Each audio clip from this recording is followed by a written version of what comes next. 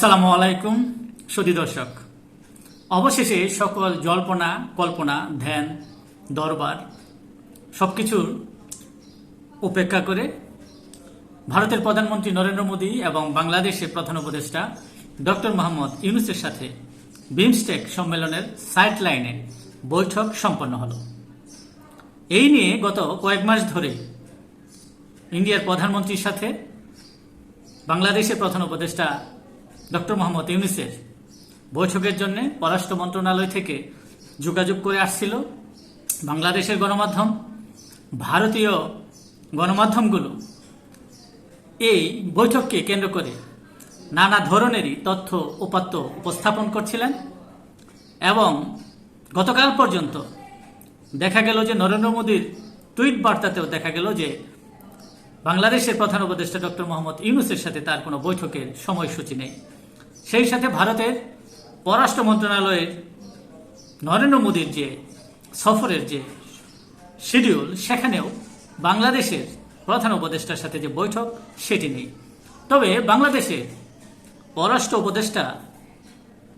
থেকে বলা হচ্ছিল তারা আশাবাদী বৈঠক নিয়ে। সেই সাথে প্রধান উপদেষ্টার প্রেস সচিব শফিকুল আলমও গতকালকে আপনার ডিনারের কয়েকটি ছবি তিনি পোস্ট করেন এবং সেখানেও দেখা যায় যে পাশাপাশি বসে আছেন, দুজনে বসে আহার করছেন এবং এই নিয়েও ভারতীয় গণমাধ্যমে নানা কথা আলোচনা সমালোচনা দেখা যায় এবং বলা হয় যে তারা দুজন পাশাপাশি বসেছিলেন কিন্তু কথা হয়নি এবং তাদের মধ্যে যে ছবিগুলো দেখা যায় যে এক ধরনের ভাব গাম্ভীর্য অবস্থায় তারা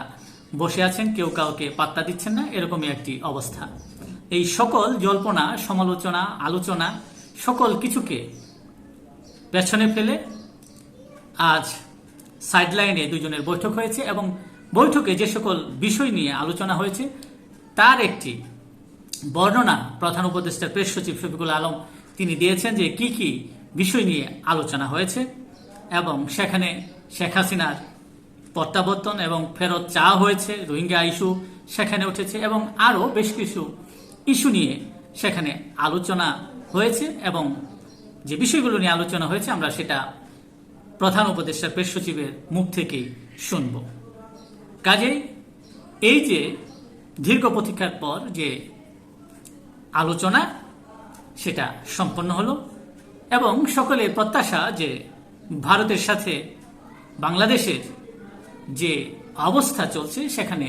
ভরক গলতে শুরু করেছে ইতিমধ্যেই এবং সেটা নরেন্দ্র মোদীর সাথে প্রধান উপদেষ্টা শ্রী নরেন্দ্র মোদীর সাথে বৈঠক করেছেন এবং বৈঠকে আমাদের সাথে যে পারস্পরিক স্বার্থ সংশ্লিষ্ট যতগুলো ইস্যু ছিল সবগুলো নিয়ে কথা হয়েছে এবং আমরা আমাদের যেগুলো স্বার্থ সংশ্লিষ্ট যতগুলো বিষয় ছিল সবগুলো বিষয়ই আমরা আমাদের চিফ অ্যাডভাইজার মহোদয় সেই মিটিংয়ে বলেছেন। যেমন শেখ হাসিনা প্রত্যর্পণ বিষয়ে কথা হয়েছে, শেখ হাসিনা যে ওইখানে বসে অনেক ধরনের ইনসেন্ডিয়ারি কমেন্ট করছেন সেগুলো বিষয়ে কথা হচ্ছে। তারপরে বর্ডার কিলিং নিয়ে কথা হয়েছে, আমাদের দুই দেশের মধ্যে যে গাঞ্জেস ওয়াটার ট্রিটিটা আপনি জানেন যে নতুন করে এটার এক্সপায়ার হয়েছে, নতুন করে ট্রিটিটা হওয়ার আবার কথা হচ্ছে এবং তিস্তা ওয়াটার এগুলো সবগুলো নিয়েই কথাবার্তা হয়েছে। আমি বলবো যে মিটিংটা খুবই কনস্ট্রাকটিভ, প্রোডাক্টিভ এবং ফ্রুটফুল হয়েছে।